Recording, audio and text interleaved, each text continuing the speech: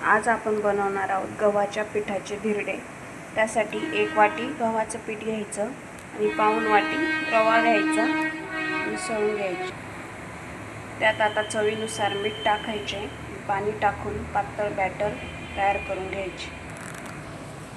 अशा प्रकारे पाणी टाकून पातळ बॅटर करायचे। पातळ केल्यावर धिरड्यांना छान जाळी येते। आता एक पॅन घ्यायचा, त्यावर तेल टाकायचे। तेल टाकून त्यावर जिरे मोहरी चांगली तडतडून द्यायची।